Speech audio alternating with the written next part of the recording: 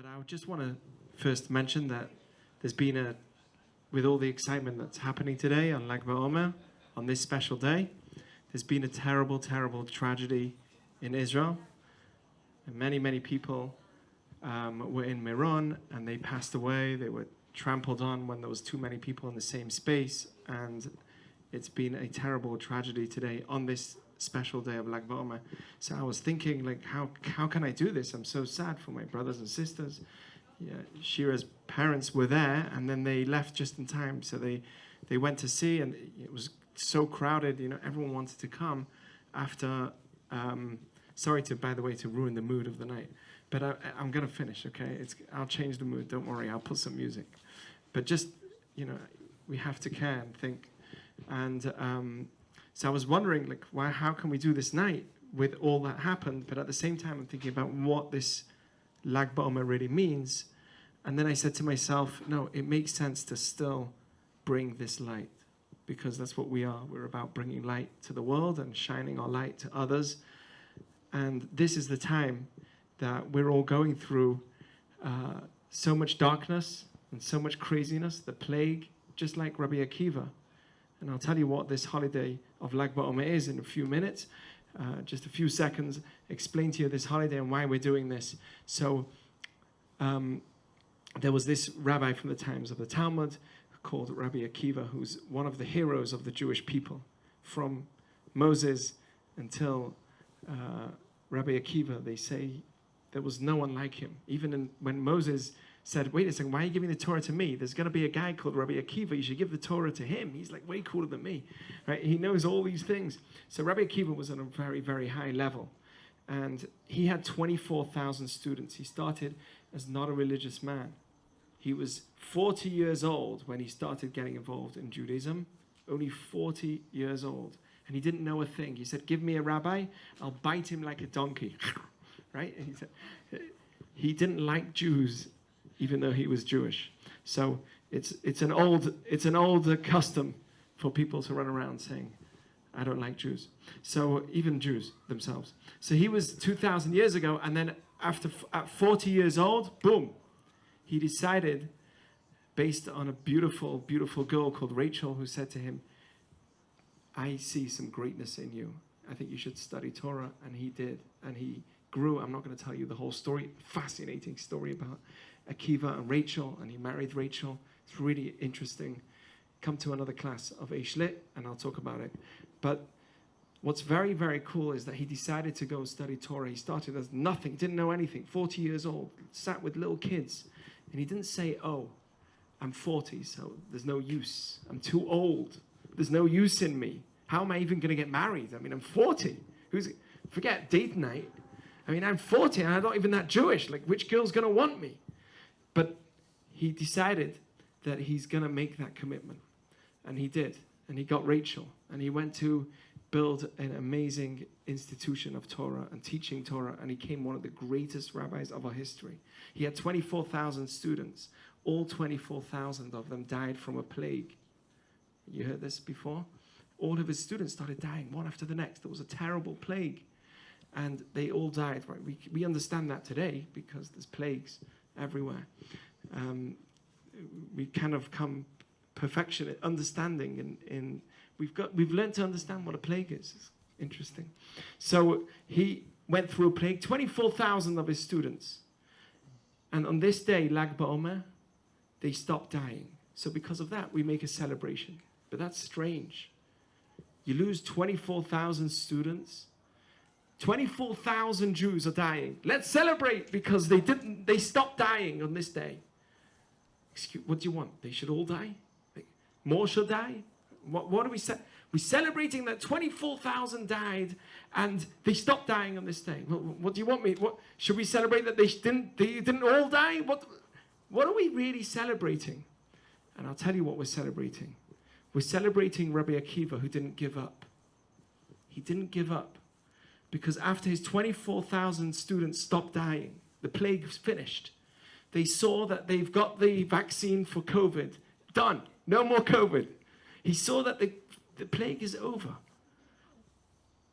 Do you know what he did? He didn't say, I give up. Just like when he was 40, he didn't say, I'm worthless, I'm 40 years old, I didn't go to Hebrew school, I didn't get some Jewish education. He didn't say any of that. Just like when he was 40, he said, I don't give up. He also said, I don't give up when he had his 24,000 students dying. And it says that he went to the south of Israel. When he lived in Israel, he went to the south of Israel and he decided to find 5 students, just 5. He worked hard. He found 5 students, people that are really serious. And he sat with them and studied with them and taught them everything that he knew. And one of those students was Rabbi Shimon Bar Yochai. Rabbi Shimon Bar Yochai was the founder of Kabbalah. He was the one that wrote the Zohar. All the books that makes Judaism relatable to us today. That makes it like, whoa, Judaism's so wise, right? Rabbi Shimon Bar Yochai has a tremendous amount of ability of us to be connected and understand Judaism in our generation. Anything that makes sense to you and you hear a rabbi speaking and you're like, whoa, that's interesting. I don't know if that happens, not with me, but someone else, right? And it's interesting. Rabbi Shimon Bar Yochai, that was his student of Rabbi Akiva because he didn't give up. 24,000 students dead. He didn't give up. And he kept going. He went down and he studied with 5 people. And eventually he had one student who was the greatest of the great, Rabbi Shimon Bar Yochai. Rabbi Shimon Bar Yochai passed away also on this day, on Lag Baomer. The same day that his 24,000 students stopped dying, later on in time, this Rabbi Shimon Bar Yochai passed away on this day. And Rabbi Shimon Bar Yochai said that this day should be a great celebration for the Jewish people. It was just by the time that the temple was destroyed, Jews were being dispersed by the Romans around the world. And he said this message and all the teachings and the Kabbalah brought a great light to the world. A great light that's hidden in every single Jew that's here. There's something in you that says, I want more than just stuff. I want more than just food. I want more than just things. I want to be recognized not just as a body, but as a soul. There's something in us that has a great light. And Rabbi Akiva says, Rabbi Shimon Bar Yochai, the student of Rabbi Akiva, says, every year we've got to celebrate. 2 reasons we've got to celebrate. We've got to celebrate, one, because Rabbi Akiva never gave up. It's true, 24,000 people died. But you know what? Rabbi Akiva also started living. He didn't die. And that's an amazing idea. There's many people that are alive physically, but they're rotting in our celebration. So we're going to make that light and recognize as we look at the fire, think about the light that's in us, the spark that's in us, that always wants to go up, right? Just like the fire, always wants to go up. It never goes down, right? Even if you turn the candle upside down, it always wants to go up. It flickers, it dances. When you're happy, that's what you do. You dance. Right? That's what we do when we're happy, just like the flame. And the flame represents the Torah, it represents the soul, and never, ever let anybody extinguish your soul. Because if the soul is extinguished, then we stop living. Happy Lag Baomer. I think that this is a special night, even with what happened in Israel. It's a special night to have us all together, because this is about bringing Jews together. So many singles are alone. They're not being together because of COVID and the plague. And many people have stopped living.